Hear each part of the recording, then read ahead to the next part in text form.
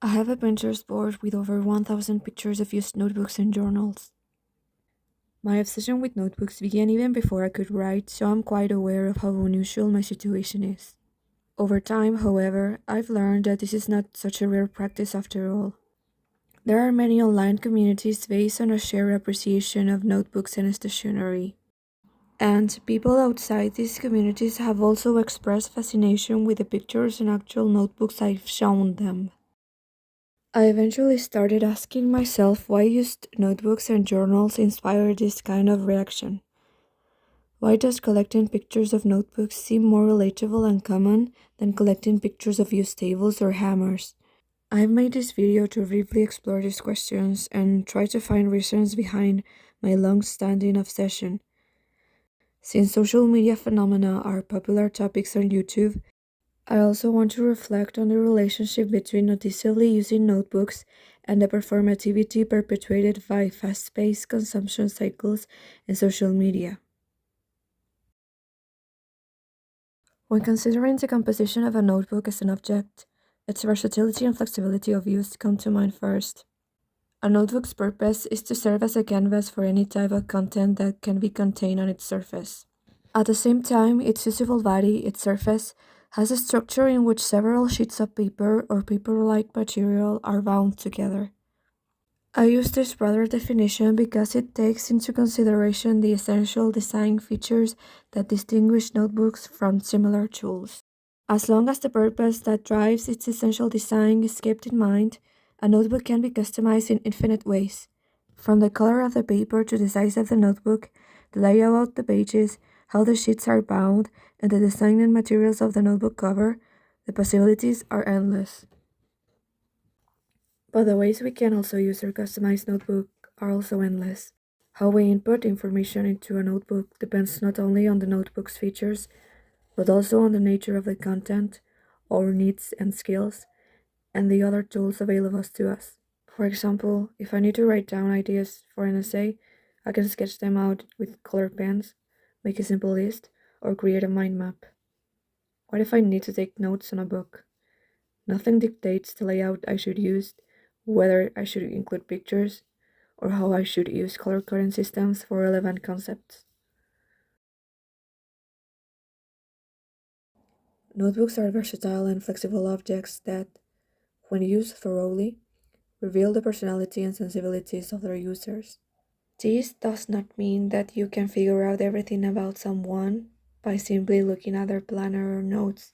However, you will certainly discover little hints about them that are no less personal or intimate. This is part of the beauty of used notebooks.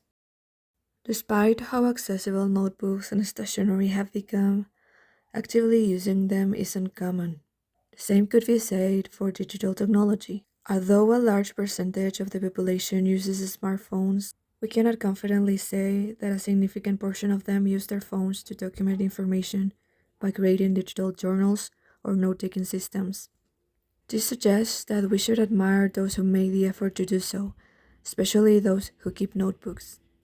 Of course, more specific insights can be gleaned about notebook owners. The choice of the notebook cover is very telling. Those who love minimalism tend to choose notebooks with simple designs. To express your personal interests, you might add stickers of your favorite artist or TV show. Leather notebooks signal that the owner has a taste for fine stationery or needs a sturdy material for a resilient notebook. Now, when observing the inside of the notebook and its pages, we can grasp finer details.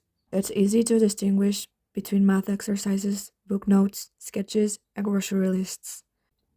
Therefore, we can make observations about someone's interest or occupations based on a single notebook spread. It's also interesting to see how people organize the content of their notebooks and the personal touches they add. What colors and pens do they prefer? Are they very strict with the order and layout of each page, or very relaxed and practical when jotting things down? Another aspect of the beauty of used notebooks is that they are tools that shine in their own right. We are delighted to see that this once blank canvas has been of service to someone. Each notebook serves as a memento and an archaeological device that testifies to a specific time and place in a person's life, in addition to its intended use. This is why prolific notebook users go to great lengths to protect and conserve their notebooks and diaries, even asking close ones to keep their collection safe once they can no longer do so themselves. Since the widespread adoption of social media, consumption trend cycles have accelerated and the pressure to follow them has intensified. Many videos on my YouTube feed denounce how the lines between authentic expression and emulation have blurred due to the performativity encouraged by social media. TV news reports have covered parents who are worried about the effects that these platforms have on their children. These parents feel pressure to buy their kids Stanley Cups or Lavovo dolls so that their children won't feel inferior to other kids. Young adults rant about how celebrities use reading to promote a sophisticated, cultured image, and how certain kinds of books have become dating accessories used by men who want to appeal to young women. What's the deal with notebooks? Used notebooks reveal performativity because filling or keeping a notebook requires time and consistency. While you can showcase your used journals for performative reasons, you'll need stronger motivations to fill notebooks you want to show others. Performativity alone is not enough to keep a notebook. To do so, you must transcend the short-lived microtrend cycles dictated by social media. You cannot throw your notebooks away once the trend has changed. This does not imply that notebooks and social media are incompatible. In fact, social media can serve to expand and improve our notebook-related practices. The overarching problem is that social media promotes the pressure to perform and fit in, which can make us forget that there are other ways of interacting with tools and objects, and even with people. Things also exist outside of trend cycles. They are not mere accessories to the personal brand or aesthetic we want to showcase. They can exist in broader projects, even if we haven't figured out which core trend we belong to. We can be surprised by how a journal ends up looking scarred and how charming it looks that way.